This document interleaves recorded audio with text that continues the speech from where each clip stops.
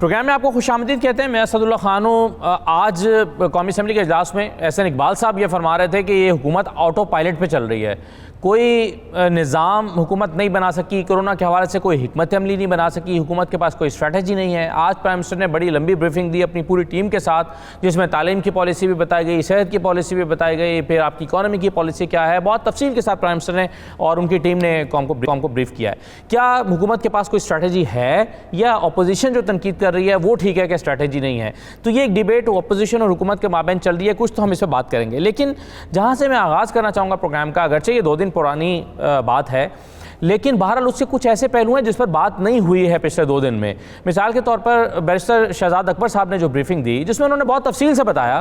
انہوں نے کہا کہ شریف فیملی کی کون سی کمپنیاں ہیں, انہوں نے نام بتائے. پھر انہوں نے بتایا کہ ان کمپنیوں کے کون سے ملازمین ہیں جو 18,000 روپے کے ملازمین ہیں, ان کے نام بتائے.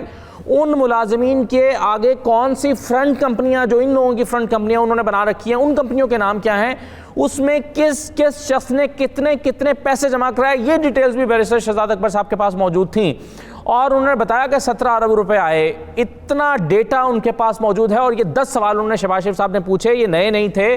اس سے پہلے وہ 18 سوال اور بھی پوچھ چکے ہیں, جن میں سے کچھ ملتے جلتے سوالات بھی تھے. اب جو نئے ایک نیٹ ورک پکڑا ہے انہوں نے, ان کے بقول ایک منی لانڈرنگ کا, وہ نیٹ ورک جو ہے اس سے زیادہ مزید معلومات ان کو مل گئی ہیں. اب شہزاد اکبر صاحب کی اتنی باریک بینی کے ساتھ جو تفصیلات ان کے پاس موجود ہیں, اس کو دیکھ کے لگتا ہے کہ شہباز شریف صاحب کو اسپیئر نہیں کیا جا سکتا ہے, وہ اسپیئر نہیں ہو سکتے. ان کے لیے آنے والے دنوں میں بہت زیادہ مشکلات ہوں گی. لیکن ساتھ ہی ساتھ شہزاد اکبر صاحب نے جو امپورٹنٹ بات کی وہ یہ کہ احتساب کے نظام میں اتنی رکاوٹیں ہیں ان کے سامنے. وہ کہتے ہیں کہ اگر میں آپ کے ساتھ شیئر کر دوں, آپ کو بتا دوں, صحافیوں سے انہوں نے کہا, تو آپ رونے لگیں گے میری طرح. اور پھر انہوں نے یہ کہا کہ میں آئندہ دنوں میں اگر ہماری حکومت احتساب نہیں کر سکی, تو جو پھر اس کے بعد حکومت آئے گی ان کو احتساب کے لیے پکا رکھنا, ان سے احتساب کروانا یا ان کو اس پر قائل رکھنا, مائل رکھنا, یہ آپ کی ذمہ داری ہے, صحافیوں کی ذمہ داری ہے. یعنی وہ سمجھتے ہیں کہ ان کی حکومت میں احتساب کا ہو جانا یقینی نہیں ہے. اس پر ذرا بات کرتے ہیں کہ احتساب کس نوعیت کا ہو رہا ہے اور شہزاد اکبر صاحب کے سامنے کس قسم کی رکاوٹیں درپیش ہیں. یہ جو آئندہ دنوں میں کورونا کے حوالے سے پالیسی بننے جا رہی ہے, اس میں ٹرانسپورٹ کھل رہی ہے, اس کو آخر میں پروگرام کے آخر میں جا کے کچھ اس پر بھی بات کریں گے. میرے ساتھ اوریہ مقبول جان صاحب موجود ہیں, ارشاد احمد عارف صاحب موجود ہیں, کنول شوذب موجود ہیں, پاکستان تحریک انصاف کی MNA ہیں, امتیاز شیخ صاحب موجود ہیں, صوبائی وزیر ہیں. تمام مہمانوں کو میں خوش آمدید کہتا ہوں. سب سے پہلے اوریہ صاحب میں آپ سے شروع کرتا ہوں, میں سنوا دیتا ہوں آپ کو جو شہزاد اکبر صاحب نے تمام تفصیلات بتانے کے بعد جو کہا وہ کیا تھا, ذرا یہ سن لیجئے. آج ہم ہیں, کل شاید ہم نہ ہوں, لیکن جب ہم نہ ہوں تو آپ لوگوں نے, عوام نے, ہم بھی کل عوام کا حصہ ہوں گے, ہم نے اس کا پیچھا کرنا ہے, ہم نے اس کو آخری انجام تک لے کے جانا ہے. جب تک اس کا آخری نتیجہ نہ نکلے, اور اس کی پوائنٹ آؤٹ کرنا ہے. سب سے اہم کردار صحافیوں کا ہے, کیونکہ دیکھیے حکومتیں جب بھی آئیں, کل ہو سکتا ہے کوئی ایسی حکومت آ جائے جو اس میں مکمگا کر کے NRO کر لے. اگر وہ اس طرح کا NRO کرنے جاتی ہے تو آپ کا کام ہے کہ آپ وہ NRO نہ ہونے دیں. اور اگر میں آپ کو رکاوٹوں کا سنانا شروع کر دوں تو آپ میرے ساتھ رونا شروع کر دیں گے. کتنی رکاوٹیں ہیں, نظام کے اندر رکاوٹیں. اور ایسا 2 باتیں, ایک تو انہوں نے کہا اگر میں آپ کو بتا دوں کہ رکاوٹیں کیا ہیں تو آپ رونا شروع کر دیں گے میرے ساتھ. دوسرا وہ یہ کہہ رہے ہیں کہ اگر ہم نہ کر سکے احتساب تو پھر آپ کی ذمہ داری ہے کہ آپ نے آنے والی حکومتوں کو مکمکہ نہیں کرنے دینا اور اس پر بات کرتے رہنا ہے. یعنی وہ کانفیڈنٹ نہیں ہیں کہ وہ احتساب کر کے جائیں گے. کیا رکاوٹیں ایسی ہو سکتی ہیں اور صاحب آپ کے خیال میں جس کی وجہ سے شہزاد اکبر صاحب کو یہ پرابلمز پیش آ رہی ہیں؟ دیکھیں, پرویز مشرف نے جو نیب کا قانون بنایا تھا نا, یہ دنیا کے 199 ممالک میں سب سے زیادہ سخت قانون ہے. دنیا کے کسی ملک میں 90 دن کی جو ہے وہ ان کو نہیں ہوتی, ریمانڈ نہیں ملتا. دنیا کے کسی ملک میں آپ کی اتنی ایکسیس اس طرح کی نہیں ہوتی جس طرح کی یہاں ہمارے بینکوں میں جا کے آپ ریکارڈ نکال لیتے ہیں, سب کچھ کر لیتے ہیں. ٹھیک, اس کے ساتھ ساتھ آپ باقاعدہ تفتیش کے دوران پکڑ لیتے ہیں, سب کچھ کر لیتے ہیں. اگر نیب کا قانون جو ہے وہ کام نہیں کر سکتا تو پاکستان کا جو ریگولر کرائم ہے وہ تو 14 دن کے بعد بندے کو وہاں بھیج دیتا ہے, اپنا جیل بھیج دیتا ہے. وہ تو ایسا جو کیسے ہاتھ باندھتا ہے, پھر تو پاکستان کے اندر کوئی بھی کام نہیں ہونا چاہیے. بالکل انیبلٹی کی بات کی ہے انہوں نے. مسئلہ سارا یہ ہے کہ سارے پروسیس کا, پہلی بات تو یہ ہے کہ نیب کے قانون کو نیک نیتی سے کبھی استعمال ہی نہیں کیا گیا.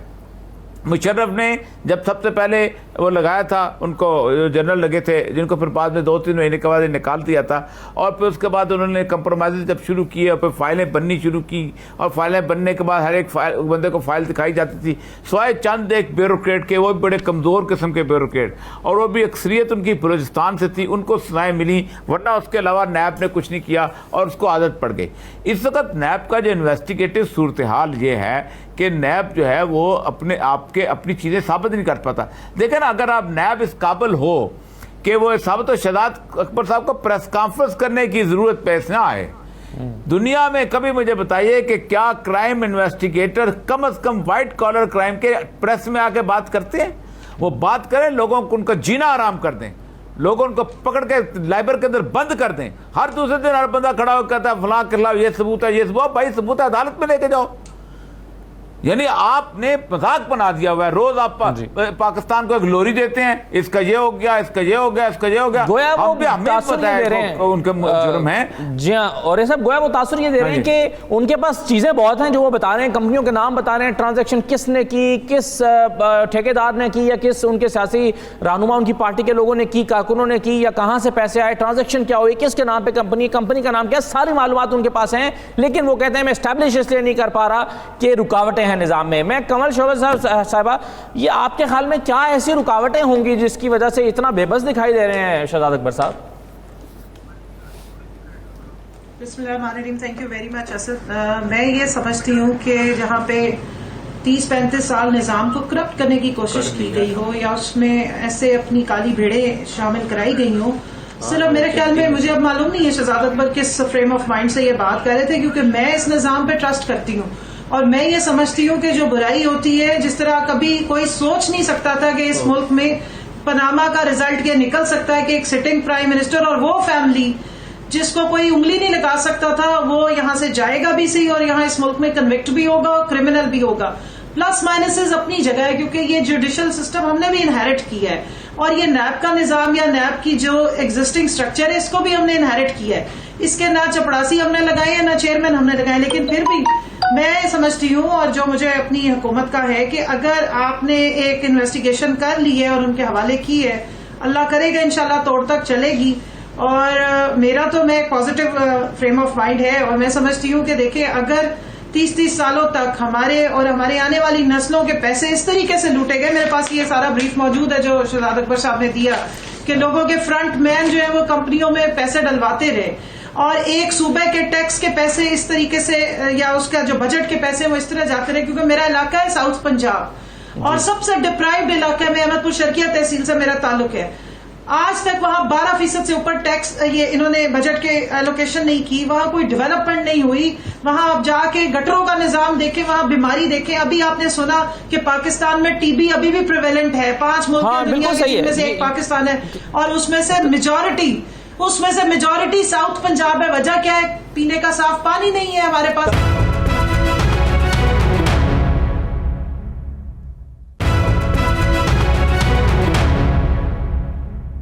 شاہ صاحب ذرا آپ اس پر اپنے رائے کا اظہار کیجیے گا کہ جب ہم بات کرتے ہیں کہ نظام نہیں ہے جی 30 سال سے نظام خراب ہے مان لیا اب آپ نے نظام ٹھیک کرنا ہے اس نظام کو ٹھیک کرنے میں چلیں مان لیا کہ 5 سال لگیں گے جی 35 سال کا خراب نظام 5 سال میں ٹھیک ہوگا جلدی نہیں ہو سکتا. سوال یہ ہے کہ 1.5 سال میں اس نظام کو درست کرنے کے لیے آپ نے قدم کون سا اٹھایا ہے؟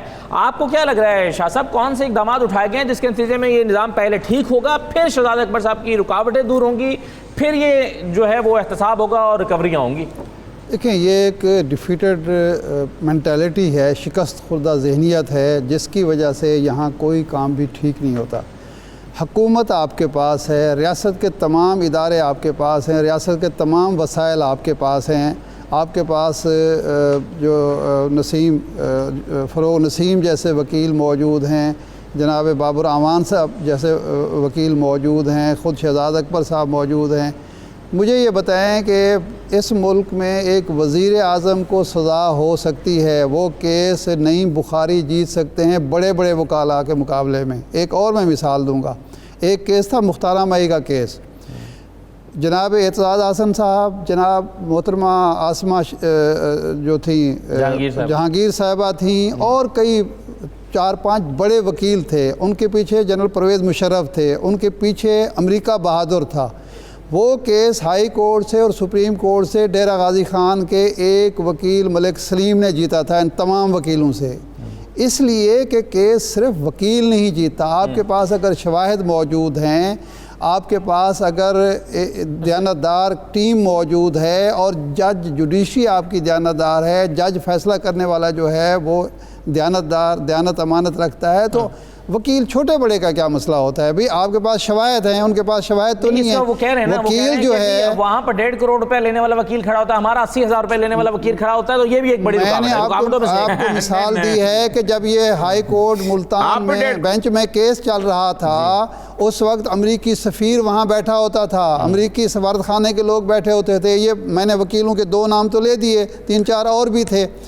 اس کے مقابلے میں ایک ڈیرہ غازی خان وکیل تھا اور ہم ملے تھے اس سے، یہ کیس ابھی شروع ہوا تھا. اس نے کہا کہ میں آپ کو یہ کیس جیت کے دکھاؤں گا، اس لیے کہ یہ جو کچھ سیشن جج نے جو فیصلہ کیا ہے وہ اس پر دباؤ کے تحت فیصلہ لیا گیا ہے، اور اس نے فیصلہ دینے کے بعد استعفیٰ دے دیا ہے، اور اس نے کہا کہ میں نے غلط فیصلہ دیا ہے. اگر آپ کے پاس ثبوت موجود ہیں، آپ کے پاس دلائل موجود ہیں، آپ سچے ہیں، تو یہ بے معنی چیز ہے کہ جی وہ وکیل، یعنی مسئلہ کیا آپ یہ ثابت، اس کا مطلب یہ ہے کہ آپ جو ہے سسٹم آپ کے قابو میں نہیں آ رہا. آپ خود یہ شکست مان کے بیٹھے ہوئے ہیں کہ جی ہم ان سے بڑے وکیلوں سے جیت نہیں سکتے. بھئی بڑے وکیلوں کے پاس ہے کیا جھوٹ بولنے کے علاوہ؟ اگر آپ کے بات کو مان لیا جائے، آپ کے پاس فیکٹس ہیں، ایک انبار ہے ثبوتوں کا، تو آپ اگر پہلے دن یہ فیصلہ کر کے بیٹھ جائیں جی بڑا وکیل ہے میں نہیں جیت سکتا، تو آپ نے خاک جیتنا ہے. جیتنے کے لیے آپ کو جو قوت چاہیے ہوتی ہے، اخلاص نیت کی طاقت آپ کے پیچھے ہونی چاہیے کہ ہم سچ پر ہیں، حق پر ہیں. اگر وہ آپ کے پاس ہے تو آپ جیت سکتے ہیں. وکیل چھوٹا اور بڑا نہیں ہوتا. لیکن جو جوڈیشری میں خرابیاں ہیں وہ آپ نے دور کرنی ہے. حکومت آپ کے پاس ہے، ان کے پاس وکیل بڑا ہے، آپ کے پاس طاقت ہے، حکومت کی طاقت ہے. لوگوں کو پتہ ہے کہ ریاست جو ہے وہ قانون کے پیچھے کھڑی ہوئی ہے، مجرموں کے پیچھے نہیں کھڑی ہوئی. آپ ریاست کی طاقت کو بھی استعمال نہیں کر پاتے، حکومت کی ریاست اور وسائل کو بھی استعمال نہیں کر پاتے. آپ میں اہلیت ہی نہیں ہے.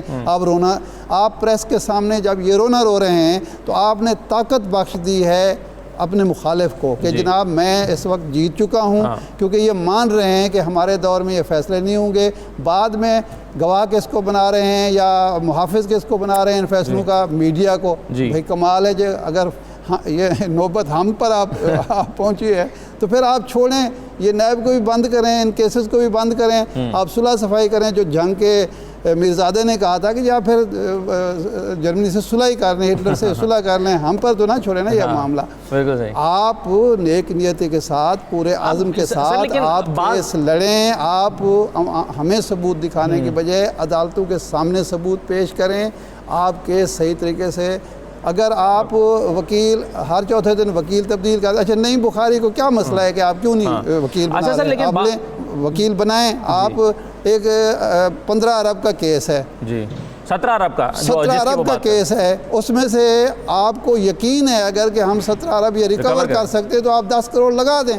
کیا مسئلہ ہے؟ 1 ارب لگا دیں سر، 16 ارب کا پھر بھی قوم کا فائدہ ہے. کیا ریاست نے باقی جو خرچے آپ کرتے ہیں، یہ جو 50 لوگوں کی کابینہ بنائے ہوئے لوگوں سے پوچھ کے بنائی ہے، باقی خرچے آپ کے سارے ہو رہے ہیں، اس پہ خرچہ نہیں ہو سکتا. بالکل صحیح ہے. آپ خرچہ کریں، لیکن ہمیں یقین ہونا چاہیے عوام کو کہ جی یہ ریاست کا پیسہ ہے، آپ نے ریکور کرنا ہے. لیکن سر بعض اوقات ایسا لگتا ہے نا کہ باقی سسٹم میں رکاوٹیں موجود ہیں. مثال کے طور پہ میں امتیاز شیخ صاحب کی طرف آ رہا ہوں اور ایک مثال دیتا جاؤں کہ ایک کیس چلا تھا، آج خود نوٹس کیس تھا، جعلی اکاؤنٹس کا کیس تھا. ثاقب نثار صاحب نے بڑا زور لگایا، اس پر انکوائری ہوئی، JIT بنی، 16 ریفرنسز فائل کرنے کی سفارش ہوئی.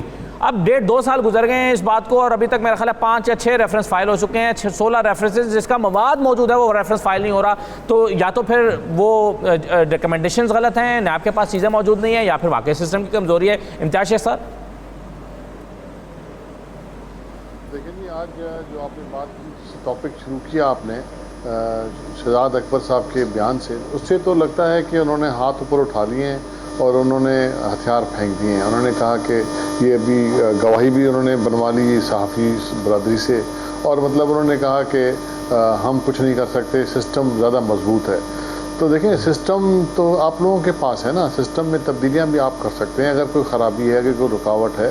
اور مقبول اولیاء صاحب نے بالکل صحیح بات کی, اگر نیب کے قانون کے ہوتے ہوئے, اس لیور کے ان کے پاس ہوتے ہوئے اگر یہ نہیں ثابت کر سکتے کوئی چیز, تو مطلب صرف خواہ کی پریس کانفرنسیں کرنا اور یہ کہنا کہ جی ہمارے پاس یہ ثبوت ہیں, ہمارے پاس یہ ثبوت ہیں, یہ ثبوت تو آپ کو کورٹوں میں دینے ہیں نا, تو آپ کورٹوں میں دیں, جمع کریں آپ.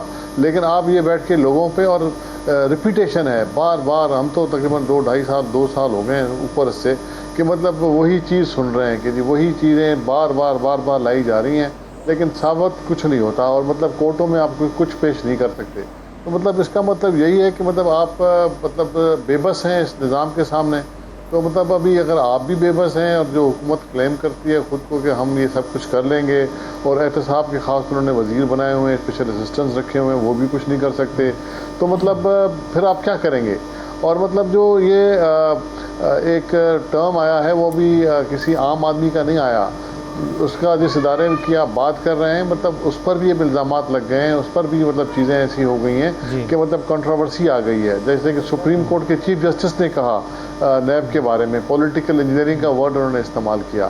پولیٹیکل پارٹیاں تو کہتی رہتی ہیں, پولیٹیکل پارٹی نون بھی کہتی ہے, پیپلز پارٹی بھی کہتی ہے, ابھی تو پی ایم ایل کاف بھی کہہ رہی ہے کہ پولیٹیکل انجینئرنگ ہے. لیکن جب اس ادارے پر چیف جسٹس آف پاکستان اس طرح کے ریمارکس دے, تو مطلب پھر اس ادارے پر اس کے باوجود بھی آپ یہ کہیں کہ ہم کچھ نہیں کر سکتے, تو مطلب یہ آپ کا فیلیور ہے نا. پھر اس کے بعد یا تو پھر آپ کے پاس وہ گواہیاں یا وہ شواہد آپ کے پاس مضبوط نہیں ہیں, یا مطلب پھر اہلیت کا معاملہ ہے, یا پھر رکاوٹیں کون سی ہیں, تو یا تو وہ بتائیں کون سی رکاوٹ ہے. کوئی شخص ہے, کوئی ادارہ ہے, کوئی لوگ ہیں جو کہ آپ کو روکتے ہیں, تو کم از کم وہ ظاہر تو عوام کے سامنے. آپ یہ کہہ رہے ہیں کہ بہت رکاوٹیں ہیں اور رونا آتا ہے, اگر رکاوٹیں ہیں تو ان کا ذکر ہونا چاہیے, کیونکہ مسئلہ یہ کہ ہم 700 ارب روپے جو دوسرے ملکوں میں 700 ارب روپے پڑے ہوئے ہیں, ہم تو اس کا انتظار کر رہے ہیں ریکوری ہوگی. لیکن اگر 2 سال کے بعد یہ بتایا جائے گا کہ رکاوٹیں اس قدر ہے کہ اگر آپ کو بتا دیا جائے آپ رو پڑیں گے, تو پھر لوگ سوچیں گے نہیں یار ہمیں رلائیں مت, آپ بے شک وہ 500-700 ارب روپے جو آپ نے لانا وہ نہ لائیں. تو وہ جو امیدیں قائم کی گئی ہیں کہ حسن حسین بھی واپس آئیں گے, وہ اسحاق ڈار بھی واپس آئیں گے, ان سے ریکوری ہوگی, ان آس امید کا کیا ہوگا؟ یہ اس پر اوریہ صاحب ویسے اگر مختصراً مجھے آپ اپنی رائے دے دیں, پھر میں بریک پر جاؤں, کہ جو 16 ریفرنسز فائل کرنے تھے جس پر بہت تفصیل سے جے آئی ٹی نے کام کیا, اتنی موٹی موٹی کتابیں ہم بھی روز پڑھا کرتے تھے کہ یہ جے آئی ٹی کی ریکمنڈیشن ہے, اس میں فیکٹس آئے ہوئے ہیں, اس کی روشنی میں نیب نے 16 ریفرنسز فائل کرنے تھے, جو شاید 5-6 ریفرنسز فائل ہوئے ہیں. یہ رکاوٹیں تو سسٹم میں ہیں شاید, اس وجہ سے یہ ریفرنس فائل نہیں ہو سکے, ورنہ کام تو سپریم کورٹ نے یا جے آئی ٹی نے پورا کیا تھا. دیکھیں نیب کے پاس اس وقت جتنے بھی وکیل ہیں, اور انہوں نے باقاعدہ ایک یہ اوریہ صاحب جی میں کہہ رہا تھا کہ نیب کے پاس اس وقت جتنے بھی لوگ انہوں نے ہائر کیے ہوئے ہیں وہ باقاعدہ پیکیجز پہ ہائر کیے ہوئے ہیں, اور ان کے ٹھیک ٹھاک پیکیجز ہیں جو قوت کا تفصیل عرصے سے وہاں پر موجود ہے. آپ مجھے یہ بتائیے کہ گزشتہ 2 سالوں میں آپ اچھے پیکیج کے اوپر نیب کے اندر اپوائنٹمنٹ ہی نہیں کر سکے, یہ کیسی عجیب و غریب سی بات ہے. اور نیب بنیادی طور پہ اس طرح کا انڈیپینڈنٹ ادارہ کبھی نہیں ہوتا کہ جس طرح کا انڈیپینڈنٹ ادارہ سمجھا جاتا ہے. اس کا بجٹ گورنمنٹ دیتا ہے, اس کا اپوائنٹمنٹ وہ کیبنٹ کے ماتحت آتا ہے, اس کے اوپر ایک منسٹر موجود ہے. تو ایک بات تو یہ ہے, مسئلہ یہی ہے کہ یا تو انیشیٹو کہیں لیک کرتا ہے, مجھے لگتا یہی ہے, اور یہ کہیں نہ کہیں جا کے وہ کہتے ہیں پانی کہیں جا کے مرتا ضرور ہے. یہ بات ضرور ہے کہ جو ہمارے سامنے اتنا کھل کھلا کے باتیں ہو رہی ہیں, اور یہ تو سچی بات یہ ہے کہ اس طرح کی باتیں کر کے یہ اپنی ہی ہنسی اڑواتے ہیں. 2 سال بعد لوگ یہ پوچھتے ہیں کہ یہ تم نے جو کچھ دیکھا تھا کیا کیا, 1.5 سال بعد پوچھیں گے, 4 سال بعد پوچھیں گے. اب تک 2 سال کے اندر کیسز عدالتوں کے اندر پہنچ کر جانا چاہیے, فیصلے ہو چکے ہونے چاہیے تھے, لیکن نہیں, بس کیا کر سکتے ہیں. اور یہ صاحب مورل اتھارٹی کمزور ہے بیسیکلی. اگر پک اینڈ چوز ہوگا, کمزور ہے حکومت کی سطح پہ کہہ رہا ہوں کہ وہ کہیں گے جی اس کو تو نئے والے ضرور سزا دیں اور ہمارے فلاں کو کچھ نہ کہیں, اور آپ خود جو ہے انکوائری کراتے ہیں, اور اس کے بعد جب انکوائری رپورٹ آتی ہے تو آپ مختلف قسم کے بہانے شروع کر دیتے ہیں. جب حکومت کی مورل اتھارٹی نہیں ہوگی تو پھر آپ کو یہ مشکلات نظر آئیں گی. جب آپ کا عزم اور ارادہ پختہ ہوگا, مورل اتھارٹی آپ کی مضبوط ہوگی, تو کوئی طاقت, دیکھیں ایک کرپٹ آدمی جس نے 100 ارب یا 50 ارب یا 10 ارب صاحب مجھے ذرا رسپونڈ کرنے دیں, میں بڑی دیر سے سن رہی ہوں, ملک کا 10 ارب روپیہ لوٹا ہے, اس کا کوئی شخص کہہ سکتا ہے یا کوئی ادارہ کہہ سکتا ہے وزیر اعظم سے یا حکومت سے یا نائب سے کہ جی اس کو آپ چھوڑ دیں اس لیے کہ جی ہم چاہتے ہیں کہ پولیٹیکل ریکنسلیشن ہونی چاہیے؟ آپ خود اگر کمزور پڑ جائیں گے تو پھر ہر آدمی کہے گا کہ ٹھیک ہے. جی کمل صاحبہ. جی مجھے اب ذرا موقع دیجیے گا، پہلے بھی آپ نے میری بات کمپلیٹ نہیں ہونے دی. جی کیجیے. اور بہت سارے چارجز آگے ہیں جو نیب کا نکما پن ہے اس کو آپ نے حکومت پہ ڈال دی ہے. میں صرف یہ پوچھنا چاہتی ہوں کہ اگر نیب کے چیئرمین کو بلا کے وزیر اعظم آفر کرتے ہیں کہ ہم آپ کی کیپیسٹی بلڈنگ کریں تو یہاں شور مچ جاتا ہے میڈیا میں بھی اور اپوزیشن میں بھی. دیکھیں یہ ایک انڈیپینڈنٹ ادارہ ہے، اگر ہم نے سیف الرحمان والا ماڈل استعمال کیا ہوتا ہے جس طرح ارشاد صاحب فرما رہے ہیں تو پھر ہمارے لیے بڑا آسان تھا. اگر ہم نے چیری پکنگ کی ہوتی تو پھر یہ جو بڑے بڑے ترم خان نکلے ہوئے نا باہر اپوزیشن کے، یہ باہر آپ کو نظر نہ آتے، یہ سارے اندر ہوتے، پھر ہمارے پہ یہ الزامات نہیں آتے. بات ساری یہ ہے کہ وہ نیت بندہ کر کے بیٹھا ہو کہ انڈیپینڈنٹلی ادارے کام کرنا شروع کریں، اس میں شخصی کنٹرول کی بجائے قانون کی بالادستی. لیکن ایک چیز یاد رکھیں کہ سسٹم کو کرپٹ کرنے کا طریقہ بڑا آسان ہی ہوتا ہے کہ اپنے بندے بیچ میں ایڈ کرا دیں.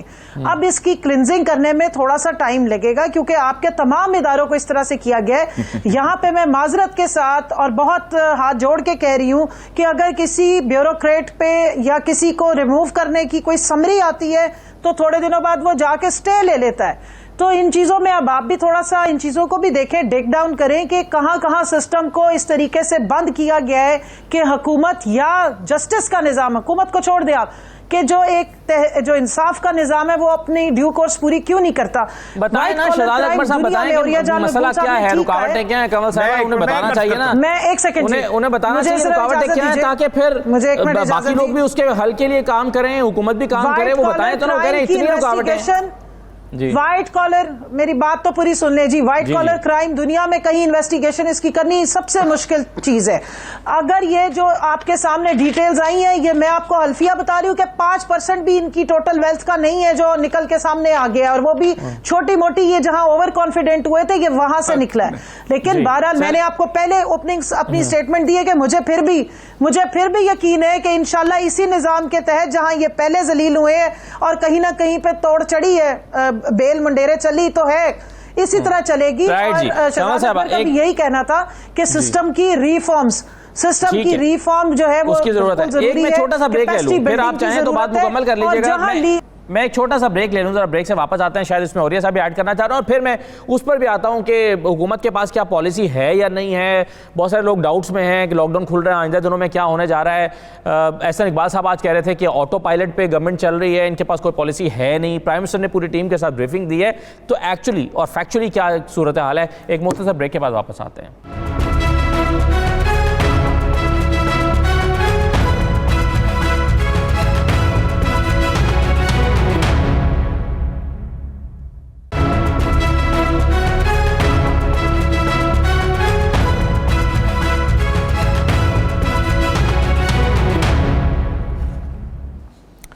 بریک کے بعد دوبارہ خوش آمدید کہتے ہیں. آج پرائم منسٹر نے اپنی ٹیم کے ساتھ بہت تفصیل سے بریفنگ دی. انہوں نے کہا کہ لاک ڈاؤن سے کورونا کو ختم نہیں کیا جا سکتا، کم کیا جا سکتا ہے، ختم نہیں ہو سکتا. اور 2.5 کروڑ جو محنت کش ہیں ان کا ہمیں کچھ سوچنا ہوگا، تو ہمیں عادت ڈالنی ہوگی کہ ہم اس کے ساتھ رہیں، اور تمام محکموں کو پھر اکارڈنگلی پالیسی بنانا ہوگی. انہوں نے اس اپنی ٹیم کے ساتھ اس کے اوپر بریفنگ بھی دی. لیکن احسن اقبال صاحب نے آج کیا کہا ہے ذرا یہ سن لیجئے. وہ کہہ رہے ہیں کہ حکومت کے پاس کوئی پالیسی ہے نہیں. سنیے کیا کہہ رہے ہوں. کورونا پالیسی کا گلا کیا کرنا، صرف ایک پالیسی ہے کہ اپنے چہیتوں کو جو گالیاں دیتے ہیں اپوزیشن کو، ان کو وزارتوں کے عہدے کیسے بانٹنے ہیں. حکومت تو ہے نہیں، لگتا ہے ملک آٹو پائلٹ پہ چل رہا ہے. چھوٹے صوبوں کے حقوق پہ اگر اس حکومت نے ڈاکہ ڈالنے کی کوشش کی تو مسلم لیگ نون اور اپوزیشن ایک دیوار چین بن کے کھڑی ہوگی. چھوٹے صوبوں کے حق پہ کسی کو ڈاکہ نہیں ڈالنے دیں گے. اچھا امتیاز شاہ صاحب، جب احسن اقبال صاحب یہ کہتے ہیں کہ حکومت کے پاس کوئی پالیسی نہیں ہے، تو اس جو سنیریو ہے اس میں تو وہ اپوزیشن کو بھی تنقید کا نشانہ بنا رہے ہیں، یا ان لوگوں کو بھی جن کی صوبوں میں حکومت ہے. مثال کے طور پر پیپلز پارٹی ہے، کیونکہ کورونا کے حوالے سے جتنی بھی پالیسی بن رہی ہے وہ نیشنل کوارڈینیشن کمیٹی میں بن رہی ہے، جہاں پر باقی جماعتوں کی بھی ریپرزنٹیشن موجود ہے، آپ کی بھی ریپرزنٹیشن موجود ہے. تو جب وہ یہ کہہ رہے ہیں کہ کورونا کے حوالے سے کوئی پالیسی نہیں ہے، تو اس کا مطلب ہے نہ پی ٹی آئی کے پاس کوئی پالیسی موجود ہے، نہ ہی پیپلز پارٹی کے پاس پالیسی موجود ہے. تو کیا واقعی پالیسی کے بغیر چل رہا ہے سر نظام؟ دیکھیں جی مجھے اس پہ تھوڑا ٹائم دیجیے گا. میں بتاؤں کہ کورونا کی جو پالیسی تھی کورونا کے فائٹ کرنے کے لیے سب سے پہلے سندھ حکومت نے اس کی لیڈ لی. پاکستان پیپلز پارٹی کی گورنمنٹ نے اور چیف منسٹر مراد علی شاہ نے جو لیڈ رول ادا کیا. یہ 26 فروری سے شروع ہوتی کی یہ کہانی جب پہلا کیس سندھ میں اس کا سامنے آیا. اس کے بعد پھر ہم نے مسلسل لیڈ لیتے ہوئے لاک ڈاؤنز کے حوالے سے, ادارے بند کرنے کے حوالے سے اور اسپتالوں کی سہولتیں بہتر بنانے سے مسلسل اقدامات کرتے رہے. اور پھر ان کو دیکھتے ہوئے باقی صوبوں نے اور مرکز نے بھی انہوں نے وہ اقدامات کو اپنایا. اور بار بار ہم یہ کہتے رہے اس وقت بھی کہ ہم آپ کے ساتھ ایک پالیسی بنائیں, کیونکہ کورونا ایسی وبا ہے جس پہ اکیلا کوئی ایک صوبہ آئسولیشن میں فیصلے نہیں کر سکتا. لیکن اس وقت بالکل وفاقی حکومت خاموش تھی. وفاقی حکومت نے کوئی بھی کام نہیں کیا, بلکہ مطلب بات ایک کی جاتی تھی, فیصلے دوسرے آتے تھے. یہ شیخ صاحب یہ تو 2-2.5 مہینے پرانی بات ہو گئی نا, اب آپ فیصلے کیسے ہو رہے ہیں؟ جی ہاں, ابھی میں تازی بات کروں. اس کے بعد ہمارے چیئرمین بلاول صاحب نے بھی ان کو آفر کی, ریسنٹلی بھی آفر کی. اس کے بعد یہ NCC اور NCOC جو ہے ادارے وہ قائم ہوئے, اور اس کے بعد پھر انہوں نے وہ فیصلے لینے شروع کیے. اس میں ہم لوگ بھی بیٹھتے ہیں, ہمارے وزیر اعلیٰ وہاں ہوتے ہیں, نمائندگی کرتے ہیں. اور NCOC میں چیف سیکرٹری اور سندھ گورنمنٹ کا جو ایشو ہوتا ہے اس میں سندھ گورنمنٹ کے لوگ اس میں بیٹھ کے کرتے ہیں. اب کوئی بھی ایشو آتا ہے تو اس میں ہم اپنا موقف رکھتے ہیں. جس طرح پچھلی میٹنگ میں ہم لوگوں نے کہا کہ ٹرانسپورٹ جو ہے اس وقت کھولیں گے تو پورا مطلب یہ ملک اس کی لپیٹ میں آ جائے گا, کیونکہ یہ اب اس کا گراف بڑھ رہا ہے اس بیماری کا, اس وبا کا, تو اس کو فی الحال نہ کھولیں. تو اس پر مطلب وہ ہم نے ڈیفر کرایا. اور ہمارے پاس اپنی ایک واضح اور جامع پالیسی موجود ہے, لیکن ہم کبھی کبھار اس میں مجبور ہو جاتے ہیں جب NCOC اور NCC میں وہ فیصلے ہوتے ہیں. باقی صوبے اس میں فیصلہ کر لیتے ہیں مرکزی حکومت کے پریشر میں آ کے یا ان کی بات مان کے, تو مطلب پھر ہم آئسولیشن میں فیصلہ نہیں کر سکتے. اگر ہم نے بہت سے فیصلے کیے, ہماری حکومت نے اور مراد علی شاہ نے, چیف منسٹر صاحب نے وہ فیصلے کیے, لیکن اکیلا ایک صوبہ وہ فیصلے امپلیمنٹ نہیں کر سکتا صرف اپنے صوبے میں. جہازوں کی بات ہوئی تو ہم نے کہا کہ جی فی الحال اس کو آپ ٹرانسپورٹ کو بند رکھیں. جس طرح شاپنگ مالز اور باقی مالز کھولنے کی بات ہوئی, یا جس طرح یہ لاک ڈاؤن کو ایز آؤٹ کرنے کی بات ہوئی, تو ہمارا یہ پالیسی تھی کہ فی الحال اس کو سخت رکھا جائے اور پھر آگے جا کے کس نتیجے پر آپ پہنچے ہیں کہ وفاقی حکومت کے پاس مؤثر حکمت عملی ہے یا نہیں ہے؟ آپ کو تو مجبوراً بہت سی چیزیں ماننی پڑ رہی ہیں. آپ کے خیال میں حکومت کے پاس حکمت عملی ہے یا نہیں؟ بالکل نہیں تھی جی حکمت عملی. بس اس وقت بیٹھ کے کوئی چیز ہو جاتی تھی, جس طرح انہوں نے کنسٹرکشن انڈسٹری کے لیے کہا گیا کہ اس کو کھولیں, اور مطلب اس کو وہ بائی فورس کھلوائی گئی کنسٹرکشن انڈسٹری. پھر فیز 2 اس کا کھلوایا گیا, پھر ایکسپورٹ کی ریلیٹڈ انڈسٹری کھل گئی. اب دیکھیں آپ نے دیکھا جب مارکیٹیں کھلی ہیں تو کیا حالت ہوئی ہے پورے شہروں میں, پورے پاکستان میں. وہی پروونشل گورنمنٹ ہے جنہوں نے کھولی, ان کی اپنی جہاں حکومتیں ہیں, جہاں ہماری کراچی میں بھی اور باقی جگہوں پر بھی ہمیں مارکیٹیں سیل کرنی پڑی ہیں, اور مطلب بہت جگہوں پہ روکنا پڑا ہے, کیونکہ اس طرح آپ کو اندازہ ہے کہ جو ابھی مارکیٹیں کھلی ہیں اس کا رزلٹ آپ کو 10, 12, 15 دن کے بعد نظر آئے گا کہ خدا نہ کرے وہ نہ ہو. مسئلہ یہ ہے کہ جی امتیاز صاحب بالکل صحیح ہے, آپ کے کنسرنز ٹھیک ہے, لیکن پرابلم یہ ہے کہ پرائم منسٹر نے بہت تفصیل سے بات کی اس پر. ارشاد ایسا وہ یہ کہہ رہے ہیں کہ آپ کو اس کے ساتھ رہنا پڑے گا, آپ ہمیشہ کے لیے لاک ڈاؤن نہیں کر سکتے, ہمیشہ کے لیے بند نہیں کر سکتے. جو پالیسیز دی گئی ہیں, مختلف وزراء ساتھ بیٹھے تھے یا مشیران بیٹھے تھے, انہوں نے اپنی پالیسیز اپنے اداروں کی, ڈپارٹمنٹس کی دی ہیں.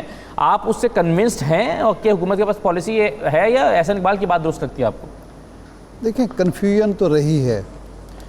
اصل میں جو چیز امتیاز شیخ صاحب کہہ رہے ہیں اس بات سے میں بالکل اتفاق کرتا ہوں کہ لاک ڈاؤن جو ہے وہ حل ہے مسئلے کا. سماجی فاصلہ بھی اسی طرح برقرار رکھا جا سکتا ہے, لیکن طویل عرصے کا لاک ڈاؤن ممکن نہیں ہے. اگر امریکہ کی ہمت جواب دے گئی ہے, اٹلی جہاں سب سے زیادہ امریکہ کے بعد اس وقت نقصان ہوا خیر برطانیہ میں ہے, اور برطانیہ میں بھی اب کچھ نہ کچھ کھولا جا رہا ہے, تو پاکستان کے لیے ممکن نہیں ہے کہ وہ 6 مہینے کا 3 مہینے کا لاک ڈاؤن کرے. غلطی جو ہوئی ہے میرے نقطہ نظر سے, اور شاید اس سے اتفاق کریں امتیاز شیخ صاحب بھی اور کمل سوزے صاحبہ, کہ ابتدا کے جو 2-3 ہفتے تھے اس وقت اگر مکمل لاک ڈاؤن ہوتا اور اس لاک ڈاؤن کے नतीजे में लोगों को घरों में बिठा के 3 काम कर लिए जाते तो आज ये हम रोना पीटना न कर रहे होते। हुकूमतों की जिम्मेदारी ये होनी चाहिए, जो टाइगर फोर्स बनी है उसकी जिम्मेदारी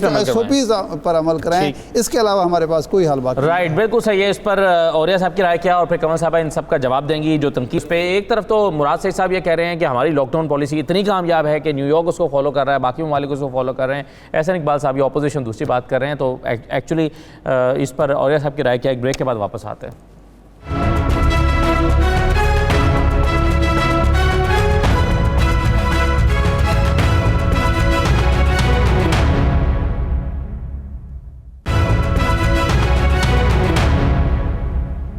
ब्रेक के बाद दोबारा खुशामदीद कहते हैं। 2 इंतहाएं हमें देखने में आती हैं औरिया साहब। एक तरफ बयानात की हद तक मैं बात कर रहा हूँ, एक तरफ ये कि हमारी पॉलिसी इतनी कामयाब है कि न्यूयॉर्क उसको फॉलो कर रहा है, मुराद सईद साहब कहते हैं, और दूसरी तरफ ये कि कोई पॉलिसी सिरे से मौजूद ही नहीं है। ये अपोजिशन का नुक्ता नज़र है। कोई दरमियान का रास्ता है औरिया साहब?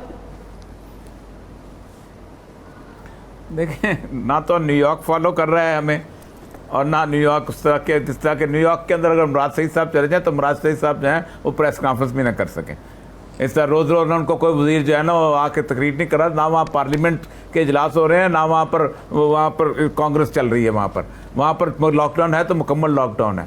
तो एक बात तो ये याद रखिए कि वहाँ कोई इस तरह की सूरत हाल नहीं होती। दूसरी बात मैं आपको बताऊँ, अब हमने केस ख़राब कर दिया और बात जो अरशद से बिल्कुल ठीक की है। हमने पहले दिन से केस खराब कर लिया। अब तो जो करना है कोरोना ने करना है इस मुल्क के साथ। और उसकी वजह यह है कि मैं इस वक्त पाकिस्तान के इलेक्टेड रिप्रेजेंटेटिव बात नहीं कर रहा। पाकिस्तान के अंदर जिन लोगों के हाथ में ये दिया गया था उनको पाकिस्तान की अलग बे का इल्म नहीं था। वो सारे के सारे वो थे कि जब मैं 1000 दफ़ा अपनी फिक्रा दोहराता हूँ कि जो पाकिस्तान से बाहर रहते थे, पाकिस्तान में 15 दिन के लिए आते थे, अपना सैनिटाइज़र साथ लाते थे, अपना पानी साथ लाते थे, उनको कुछ इल्म नहीं था। आप अंदाज़ा करें कि मैंने 1000 दफ़ा बताया है कि जिस वक्त तफ्तान का इंसिडेंट हुआ है तो तफर मिर्जा साहब जिन्होंने सारी ज़िंदगी WHO में गुजारी, वो वहाँ पहुँचे और आकर उन्हें स्टेटमेंट दे दिया कि तफ्तान में तो वहाँ कोई बिल्डिंग ही नहीं है। हालांकि मैं वहाँ खुद रहा हूँ, मैं को 50 दफ़ा तफ्तान गया हूँगा, वहाँ PTDC का होटल मौजूद था, सब कुछ। अब हमने ख़राब कर दिया, छोड़ें, लंबी बहसों को छोड़ दें। अब तो वो बात सही है कि अब हमने इसके साथ ज़िंदा रहना है। लेकिन एक बात याद रखें, अगर आप पाकिस्तान की आवाम को ये नहीं जानते कि पाकिस्तान की आवाम जो है ये लोगों का आपकी तकरीरों से नहीं मानती, पाकिस्तान की आवाम को हमने स्ट्रिक्टली फॉलो कराना होता है। जिस मुल्क के अंदर, यानी आप मजाक की बात है ना कि जिस मुल्क के अंदर इशारे के ऊपर पुलिस की ज़रूरत नहीं होती, आप पुलिस वाला खड़ा करते हैं क्योंकि हम इशारा तोड़ने के आदमी हैं। हमको इतना नहीं पता था कि यहाँ स्ट्रिक्टली लॉकडाउन कराना है। हम उनको जनाब अपीलें करते रहे कि आप ये मान लें, आप ये मान लें। ये बेसिक एडमिनिस्ट्रेशन की सेंस होती है। आप अगर 15-20 दिन लॉकडाउन कर लेते आपके हालात ठीक हो जाते। लेकिन अब जो रोज़ के 1000-1200 बढ़ रहे हैं, ये मल्टीप्लिकेशन हो गई। पहले दिन एक असेसमेंट करनी चाहिए थी, हम कितनी देर तक लोगों को खाना दे सकते हैं, और वो कम से कम 6 महीने तक दे सकते थे। और हम कितने देर तक मरीजों के बेड इस्तेमाल कर सकते हैं। मरीजों के बेड हम 15 दिन तक नहीं कर सकते थे। तो आपको तय करना चाहिए था कि आपको लॉकडाउन करना चाहिए। ये बुनियादी छोटी सी साइंस थी कि जो कि हमने नहीं की। अब जो होगा वो देखेंगे, ट्रांसपोर्ट खोलना चाहिए आपके ख्याल में, और जो हमने फेस करना है वो करना जी।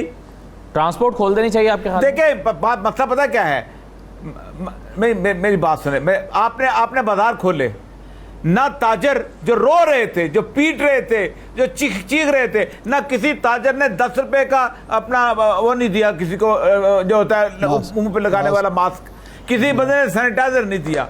ठीक, जिस कौम की माएँ इस हद तक जालिम हों कि वो अपने 6 महीने के बच्चे को लेकर साथ निकले, इसको उस मौत के मुंह में लेके जाएं और खुद मास्क लगाया हो, उस कौम को उसका आप क्या समझते हैं कि अपीलों से, रोज़ प्राइम वज़ीर आज़म की तकरीरों से वो ठीक होंगे? आपको कौम का मिजाज समझना चाहिए था। ये होता है सियासतदान का और एक आम आदमी का फ़र्क कि सियासतदान कौम का मिजाज समझता है, उसी के मुताबिक फैसले करता है। जी कमल साहबा, क्या आप कहेंगी ऑपोजिशन काफी लंबी चार्जशीट है असद, अब मुझे जरा टाइम दीजिएगा। ऑपोजिशन से ज्यादा तो अभी के आपके एनालिस्ट जो है वो ज्यादा चार्जेस फ्लोट कर रहे हैं। देखिए एहसन इकबाल साहब की तो मुझे बात समझ आती है, वो तो डेस्परेट हैं, वेले हैं इस वक्त और उनके पास कुछ नहीं है। चले 1 मिनट के लिए let's assume, I am a social scientist, इसलिए मैं हमेशा रिसर्च ओरिएंटेड बात करूंगी। چلے ہم ان کی بات مان لیتے ہیں, تو انہوں نے کوئی آلٹرنیٹ آپ نے دیکھا کہ کوئی انہوں نے لاہے عمل دیا ہو کہ اگر آپ ایسے کریں گے تو بہتری آئے گی؟ ان کے چیمپئن ہے شہباز شریف صاحب, آج سے تقریباً 2.5-3 مہینے پہلے وہ انہوں نے اناؤنس کیا کہ میں کورونا سے فائٹ کرنے کے لیے اور پاکستانی عوام کے ساتھ کھڑے ہونے کے لیے جا رہا ہوں. آپ نے دیکھا کہ وہ لیپ ٹاپ کے سامنے ماسک لگا کے اور اسٹار ٹریک کے ہیرو بن کے وہ بیٹھے رہے ہیں, اور ابھی اسمبلی کا جس کے لیے وہ تاولے ہوئے جا رہے تھے, ریکوزیشن کے اجلاس انہوں نے کہے تھے اور اس میں بھی انہوں نے آنا پسند نہیں کیا. جب ہم نے آفر کی کہ ورچوئل کر لیں تو سب سے پہلے انہوں نے اور بلاول نے واک آؤٹ کیا تھا جو پارلیمنٹری پارٹی کی میٹنگ ہوئی تھی کہ سوری ورچوئل نہیں ہوگا تو فزیکلی پریزنٹ ہونا چاہیے.